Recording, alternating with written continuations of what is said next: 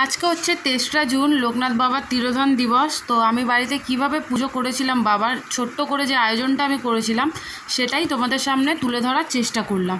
তো দেখো, এটা একদম সকালের ব্লগটা আমি দেখাচ্ছি, কি কি আইটেম মানে রান্না করেছিলাম, কীভাবে পুজো দিয়েছি বাবাকে, সবই তোমাদের সাথে শেয়ার করব। ব্লগটা দেখো, ভালো লাগলে লাইক কমেন্ট করো, সাবস্ক্রাইব করে দিও চ্যানেলটা, আর ফেসবুক থেকে দেখলে ফেসবুক পেজটা ফলো করে দাও। তো দেখতে পাচ্ছ এখানে আমি করব হচ্ছে একটু আলুর দম। তো তার জন্য গোটা জিরে, শুকনো লঙ্কা, তেজপাতা ফোড়ন দিয়ে যে মশলাটা আমি দিলাম বাটা, এটা আমি আগের দিন তৈরি করে রেখেছিলাম। এর মধ্যে আছে তোমার আদা আর চারমগজ বাটা। তো দিয়ে এবার ভালো করে আমি কষিয়ে নিচ্ছি। তারপরে এর মধ্যে আমি কিছু গুঁড়ো মশলা অ্যাড করব, জিরে গুঁড়ো, ধনে গুঁড়ো, হলুদ, লঙ্কা গুঁড়ো, কাশ্মীরি লঙ্কা, নুন আর অল্প একটু সুগার ফ্রি অ্যাড করেছি আমি, মানে চিনি আর কি, যেটা বলা যায়। তোমরা চিনি দিও। তো আমার কাছে টমেটো ছিল না বলে তার সাবস্টিটিউট হিসাবে আমি একটু টমেটো সস অ্যাড করেছি। এটা পুরোপুরি অপশনাল, তোমরা দিতে চাইলে দিতে পারো, না দিতে চাইলে দেওয়ার কোনো প্রয়োজন নেই। এবার দেখো, আমার কাছে দইও অল্প একটুই ছিল, দেখেই বুঝতে পারছো, মানে যা ছিল তাই দিয়েই করতে হয় আর কি, যেটা আমাদের সংসারে আর কি আমাদের মেয়েদের কর্তব্য। সংসারে যা আছে, যতটা আছে সেটা নিয়েই মানিয়ে গুছিয়ে করো। তো তাই আর কি যা ছিল তাই দিয়ে করছি। তো একটু গ্রেভিটা পাতলা হয়েছিল, বাট খেতে খুবই টেস্ট হয়েছিল। কাশ্মীরি আলুর দম বলতে পারো এটা, যে যদি আমি একটু পরিমাণগুলো আর একটু বেশি দিতাম, প্রপার কাশ্মীরি আলুর দমের মতোই দেখতে হতো, কিন্তু টেস্ট একদমই সেরকম হয়েছিল, খুব সুন্দর খেতে হয়েছিল। আর আলুটা আমি আগে থেকে সিদ্ধ করে নিয়েছিলাম, সিদ্ধ করে তারপরে নুন হলুদ মাখিয়ে আর কি ভেজে নিয়েছিলাম। তো সেই আলুটা আমি এবার অ্যাড করে একটু কষিয়ে নেবো, যেহেতু আলুটা সিদ্ধ করা আছে, বেশিক্ষণ তো হতে সময় লাগবে না। আর দেখো, গামাখা খুব সুন্দর লাগছে এখন। বাট আমি একটু ঝোল রাখবো, যেহেতু মানে দুবেলা তরকারি আমি করছি, আলুটা পরিমাণ দেখে বুঝতে পারছো আমরা দুজন তো এত আলু খাই না।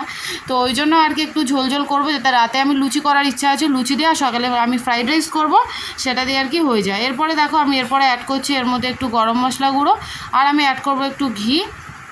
আর হ্যাঁ, চিনিটা আমি তখন দিইনি, চিনিটা এখন দিচ্ছি, তখন আমি বলেছিলাম তোমাদের। তো চিনিটা তোমরা তোমাদের সময় মতো দিতে পারো, চিনির জন্য তো কোনো প্রবলেম নেই। চিনিটা অনেক সময় জানো তো, যখন ফোড়নটা দেওয়া হয় তখনও দেওয়া যেতে পারে, তাহলে কালারটা খুব সুন্দর আসে। তো হয়ে গেছে আমার সমস্ত কিছু দেয়া, আর সেরকমভাবে কিছু দেওয়ার নেই। একটু জাস্ট আমি ভাজা মশলা অ্যাড করবো এর মধ্যে। তো আমি জিরে ভাজা করে রেখেছিলাম শুধু, তোমরা জিরা শুকনো লঙ্কা করে রাখতে পারো, যেহেতু রিমো তরকারি তো আমি মাঝে মাঝে দিই, ওই জন্য শুকনো লঙ্কাটা এতে আমার ছিল না। তো জিরে শুকনো লঙ্কা ভাজা মশলা যেটা হয়, শুকনো খোলায় নেড়ে ভেজে দিতে হয়, সেটাই আর কি দিয়ে। দেখো ফাইনালি আমার আলুর দমও রেডি হয়ে গেছে, দেখতে সুন্দর হয়েছিল, খেতেও তেমন সুন্দর হয়েছিল। এবার করবো একটু ফ্রাইড রাইস, তার জন্য দেখতে পাচ্ছ কী কী নিয়েছি। এদিকে নিয়েছি গোটা গরম মশলা, তেজপাতা, একটু আদা থেতো করে নিয়েছি, আর এতে দিয়ে দিলাম সাদা তেল আর অল্প একটু ঘি। ঘিটা দিলে দেখবে নিরামিষ ফ্রাইড রাইসের টেস্টটা খুব সুন্দর লাগে, ঘি ছাড়া দেখবে ঠিক জমে না আর কি। আর ওইদিকে দেখো একটা বড় বোতলে ঘি আমার ছিল, তো ওর গায়ে লেগে আছে, ওটাই আমি একটু পাশে বসিয়ে দিয়েছি, যাতে একটু গলে যায়, তারপরে আর কি দেওয়া যাবে। তো চলো, এবার আমি আদা ছাঁচাটা দিয়ে একটু নাড়াচাড়া করে নিই, যতক্ষণ লাগে আর কি। গোটা গরম মশলা এমনিতেও ভাজতে বেশিক্ষণ সময় লাগে না। তো হয়ে গেছে আমার ভাজা। এবার আমি এর মধ্যে দেখো এখানে বিনস, গাজর, ক্যাপসিকাম রয়েছে কুচো করা, সেটাই আমি দিয়ে দিলাম। তো অনেক কিছুই দেওয়া যায়, অনেকে পনির দেয়, অনেকে ফুলকপি দেয়, অনেক রকমভাবে করা যায়। তো আমার কাছে সিম্পলি যেটা ছিল বাড়িতে, বললাম যেটা থাকে সেটা দিয়েই করি আর কি। তো সেরকমভাবেই করছি। এবার আমি দিয়ে দিয়েছি হচ্ছে নুন আর অল্প একটু চিনি। এটা পরেও আমি কিছুটা চিনি আর নুন অ্যাড করবো, এখন খালি ভাজাটা হওয়ার জন্য যতটা প্রয়োজন ততটা আমি দিলাম। এরপরে আমি অ্যাড করে দেবো এর মধ্যে হচ্ছে ভাত। তো চালটা আমি অনেকক্ষণ ভিজিয়ে রেখেছিলাম, প্রায় 1.5-2 ঘন্টা মতো ভিজিয়ে তারপরে করে নিয়েছিলাম। তো হয়ে গেছে, একটু শক্তই না হবে, যেহেতু ফ্রাইড রাইসের চাল, খুব একটা গুলিয়ে ফেললে আবার ভাজতে গেলে আর মানে ভেঙে যায়। এরপরে দেখো গোলমরিচ গুঁড়ো আর তোমার একটু নুন চিনি, যেটা বলছিলাম তোমাদের দেবো, দিয়েছি।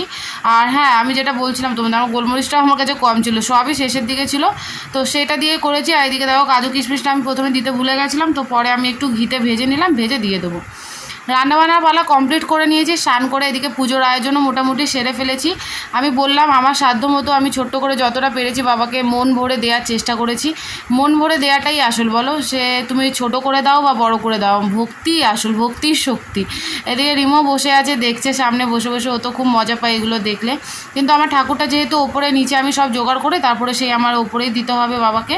তো করলাম আয়োজন, দেখি বাবা কবে আমার দিকে মুখ তুলেছে। আমার খুব ইচ্ছা আছে একদিন বাবার পুজোটা খুব বড় করে ধুমধাম করে করার, সেটা জানি না কবে আসবে, তবে ইচ্ছে তো থাকেই, বলো, ইচ্ছে আমারও আছে, দেখা যাক বাবা কবে সুযোগ করে দেয়।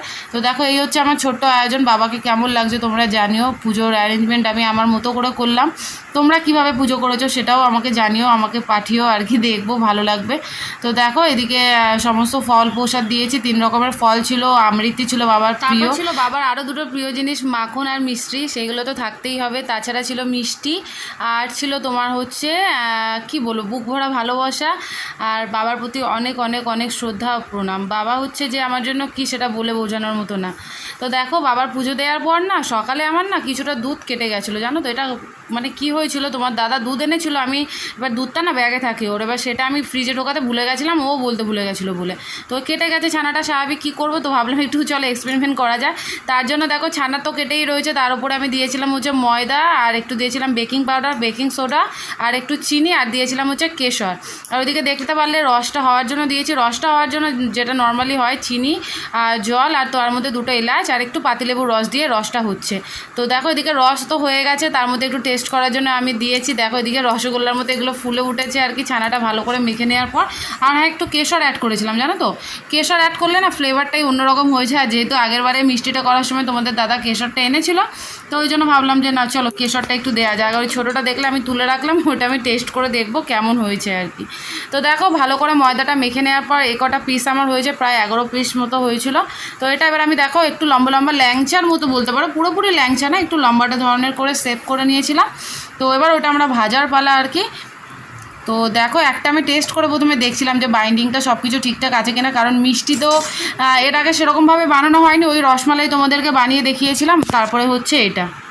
তো একটা দেওয়ার পর যখন দেখলাম যে না ঠিকঠাক আছে, তো তখন যে কী আনন্দ হয় বলে বোঝানোর মতো না। কোনো কিছু যদি এরকমভাবে প্রথমবার ট্রাই করা হয় না, সে যে কোনো জিনিস হোক না কেন, রান্না হোক, অন্য কোনো জিনিস বলো, অন্য কোনো ভালোবেসে যেটাই তুমি করবে, যখন সেটা সাফল্য পাবে বা দেখবে যে সেটা হচ্ছে, তখন দেখবো ওর থেকে বেশি আনন্দ বা খুশির কিছু হতে পারে না। তো দেখো আমি সমস্তগুলো দিয়ে দিয়েছি, আর আমি না প্রথমে বুঝতে পারিনি ফুলে ফুলে এগুলো এত তোবলা হয়ে যাবে। তো তেলটার পরিমাণটা আর কড়াটার পরিমাণটা একটু ছোটোই হয়ে গেছিলো, তো ওই জন্য সাবধানে সাবধানে আর কি উল্টে নিলাম। তো দেখো আমার ফাইনালি মিষ্টিগুলো তো সমস্ত ভাজা কমপ্লিট হয়ে গেছে। খুব খুব খুব টেস্টি হয়েছিল, মানে কি বলবো আর কি, আমি যে প্রথমবারই এরকমভাবে ভালোভাবে করে ফেলতে পারবো সেটা বুঝে উঠতে পারিনি। তো দেখো আমি এখানে রসটা ফুটিয়ে কিছুটা ঠান্ডা করে নিয়েছিলাম, কারণ ভয় ছিলাম, জানো তো, যদি বেশি গরম থাকে যদি ভেঙে যায়, কারণ প্রথমবার করছি তো ওই একটা ডাউটে ছিলাম। তো ওই জন্য রসটা গরমই ছিল, খুব একটা ঠান্ডা হয়ে আসেনি, তবে ফুটন্ত রসও না। তো তার মধ্যে সমস্ত মিষ্টিগুলো দিয়ে এবার আমি একটা থালা চাপা দিয়ে দেবো। তো দেখো মানে তার মধ্যে কতগুলো সাবার হয়ে গেছে, দেখো 6টা মাত্র পড়ে আছে, অলরেডি খাওয়া হয়ে গেছে। এত টেস্টি হয়েছিল, এত ইয়ামি হয়েছিল বলে বোঝানোর মতো না, খুবই নরম হয়েছিল, খুবই সফট হয়েছিল, মানে যেরকম মিষ্টির দোকানের হয় ওরকমই হয়েছিল। আমিও এক প্রকার চমকে গেছিলাম যে আমি সত্যি এটা করেছি। ভালো হয়েছে? আচ্ছা আচ্ছা, এরকম না, এরকম এরকম এরকম বলো ভালো হয়েছে। ব্লগটা কেমন লাগলো জানিও, ভালো লাগলে প্লিজ একটু লাইক কমেন্ট করো, আর সাবস্ক্রাইব করতে একদমই ভুলো না। দেখা হবে নেক্সট ব্লগে।